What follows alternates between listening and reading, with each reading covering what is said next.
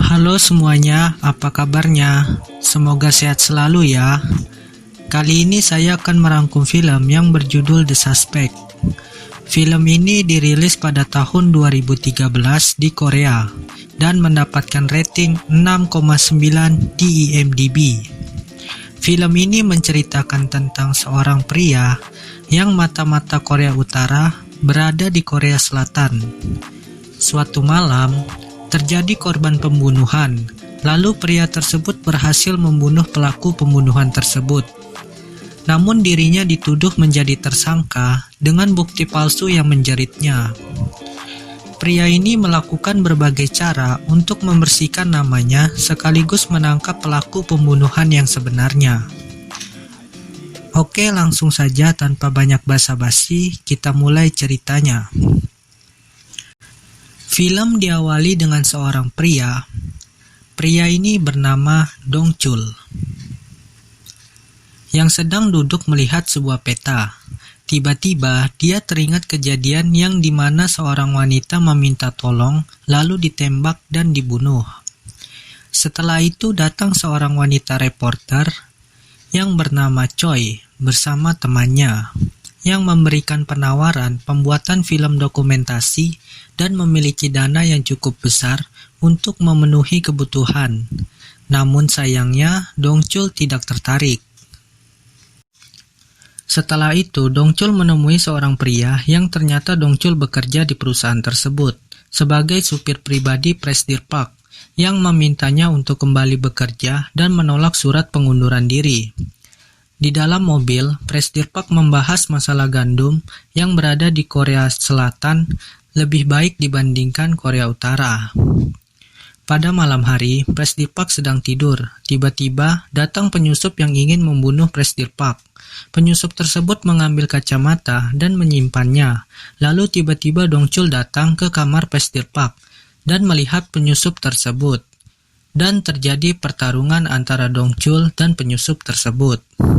Penyusup tersebut tertusuk di kakinya dengan pisaunya sendiri, lalu dibunuh dengan jaket oleh Dong Chul. Setelah itu, dalam kondisi yang sekarat, Presidir Park memberi pesan untuk mengubur kacamata yang diambil penyusup tersebut, dan Presidir Park meninggal. Lalu ada polisi yang datang ke rumah tersebut untuk melihat kejadian tersebut, dan meminta kacamata yang dipegang oleh Dong Chul. Namun karena Dong Chul diberi pesan, dia menolaknya dan berlari dari polisi tersebut. Scene berpindah di mana direktur pimpinan yang bernama Kim menembak Presidir Park yang memang sudah mati, lalu membunuh dua majikan dan keluarga Presidir Park yang lainnya. Beberapa setelah kejadian, polisi datang di kejadian tersebut dan mengidentifikasi kejadian tersebut. Setelah itu, Direktur Kim memerintahkan untuk melakukan penangkapan dengan melibatkan polisi dan intel untuk menangkap Dong Chul dan memperkenalkan Kolonel Min Seol yang bertanggung jawab atas kasus ini. Kolonel Min Seol merupakan pasukan elit yang ahli dalam menangkap mata-mata. Direktur Kim memperkenalkan anggota kepolisian kepada kolonel dan dia bertemu dengan teman lamanya yang bekerja di institusi polisi tersebut. Scene berpindah di mana Dong Chul melakukan penawaran berupa uang kepada seorang pria dan gengnya. Namun di tengah penawaran, ternyata mereka adalah anggota CIA yang ingin menangkap Dong Chul, sehingga terjadi perkelahian yang cukup epik. CIA. Let's see those hands, motherfucker. Setelah itu, Dong Chul memasang bom di koper uang tersebut, lalu pergi meninggalkan tempat tersebut. Dan ledakan pun terjadi.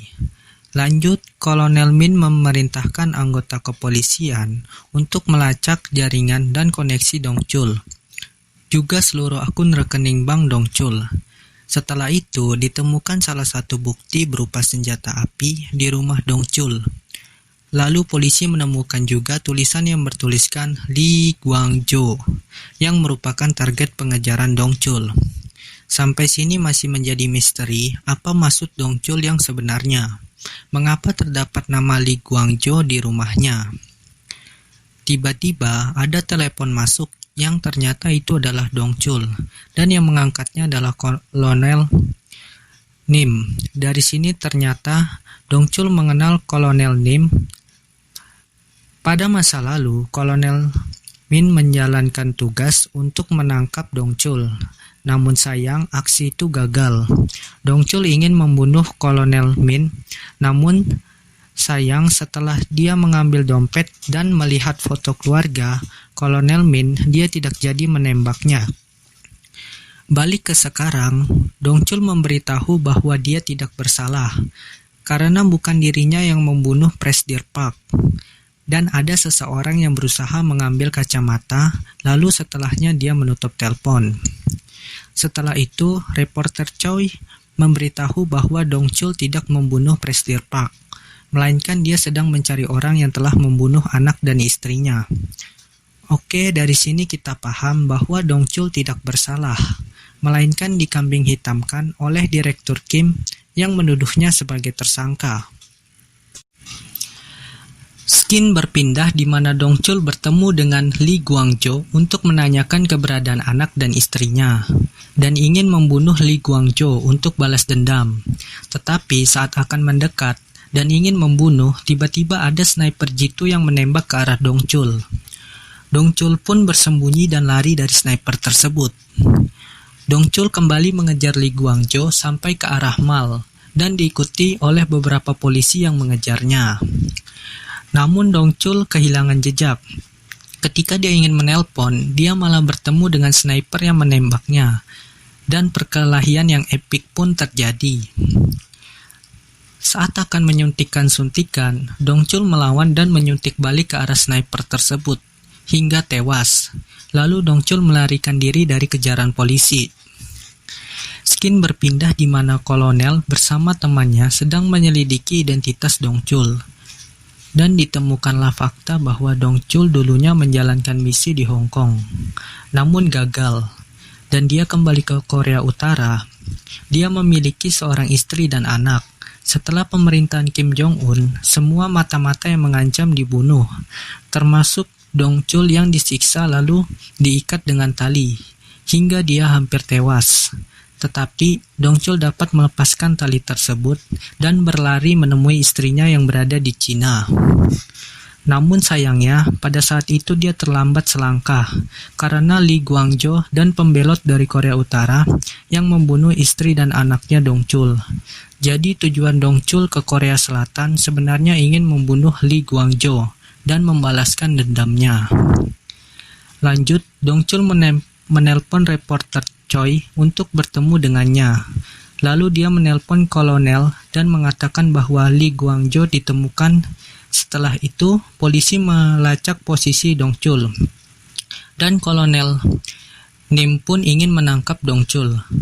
Reporter Choi tersebut bertemu dengan Dong Chul dan diikuti dengan polisi yang melacak keberadaannya.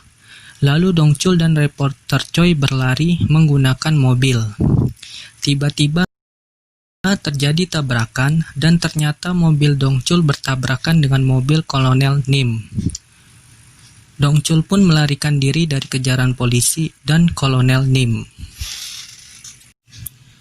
Scene berpindah di mana Kolonel Kim sedang bertemu dengan Menteri Muda dan Direktur Kim yang memberikan tawaran untuk membantu menangkap Dong Chul. Namun Kolonel Nim menolaknya dan menanyakan tentang isi dari kacamata tersebut. Dan ternyata kacamata tersebut berisi rumus senjata kimia yang diambil Dong Chul. Lanjut di kediaman reporter Choi, Dong Chul membakar kacamatanya dan menemukan rumus kimia di dalam kacamata tersebut. Lalu dia mengingat pesan Direktur Park untuk menguburnya.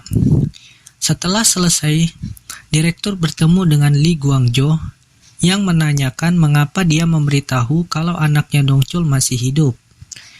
Lee Guangzhou pun menjawab kalau dia belum pernah melihat anaknya sama sekali.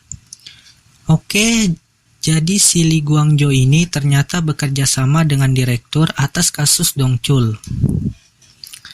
Scene berpindah di mana Kolonel Nim bertemu dengan penyidik. Di sini ditemukan fakta bahwa Direktur Park tidak mati karena ditembak. melainkan disuntik Avastin lalu ditembak. Ya, seperti yang kita lihat di awal film. Lalu pihak penyidik juga menemukan peluru di dalam tubuh Direktur Park dan mengatakan kalau senjata dipakai memang ditandai dengan sidik jari Dong Chul, namun pelurunya milik orang lain. Lanjut, Dong Chul sedang menelpon Kolonel Nim, namun yang mengangkat ternyata adalah Direktur Kim. Dan dia mengatakan kalau Lee Guangzhou sedang mencari kacamata tersebut di rumah reporter Choi. Ternyata Lee Guangzhou telah sampai dan menembak salah satu keluarga reporter Choi. Setelah itu Lee Guangzhou mengambil rumus kimia yang disembunyikan di dalam kotak korek api, lalu memberikan kepada temannya untuk diserahkan ke Direktur Kim. Setelah itu, pada saat ingin menembak reporter Choi, tiba-tiba Dong Chul datang dan perkelahian pun terjadi, yang mengakibatkan Lee Guangzhou sekarat. Sebelum mati, Lee Guangzhou mengatakan kalau anaknya Dong Chul masih hidup. Dan ternyata anaknya Dong Chul dijual oleh Direktur Kim. Lalu Lee Guangzhou pun meminta maaf atas kejadian tersebut. Skin berpindah di mana para ilmuwan sedang mencari tahu tentang rumus kimia tersebut.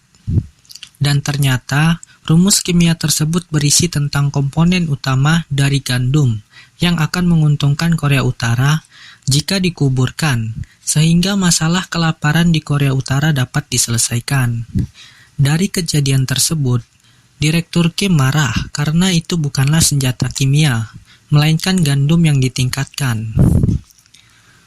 Pada saat Direktur Kim menyampaikan kepada para wartawan senjata yang dipakai oleh Dong Chul, namun tiba-tiba Dong Chul datang dan menyusup, lalu menyandra Direktur Kim.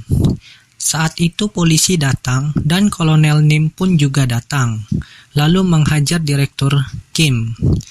Tetapi Direktur Kim melawan dengan menembak pistol, namun meleset. Di sisi lain, reporter Choi akan bersiap untuk menayangkan sebuah berita.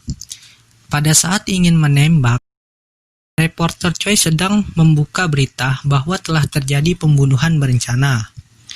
Reporter Choi memberikan bukti berupa percakapan yang dilakukan Direktur Kim untuk membunuh Presidir Park.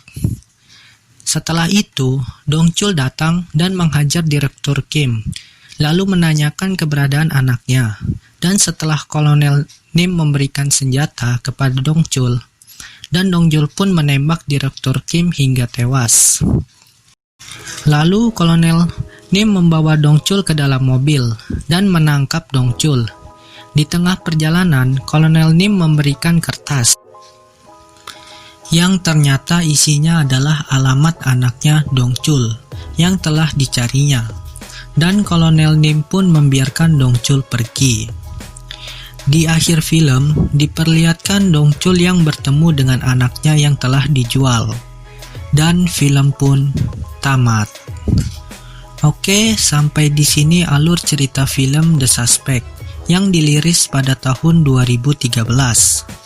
Film ini cukup menegangkan karena terdapat action perkelahian di dalamnya. Ceritanya pun juga cukup menarik. Jangan lupa like video ini jika kalian suka dan dislike jika kalian tidak suka. Dan berikan masukan jika kalian ingin request film. Saya Randa, pamit undur diri dan sampai jumpa.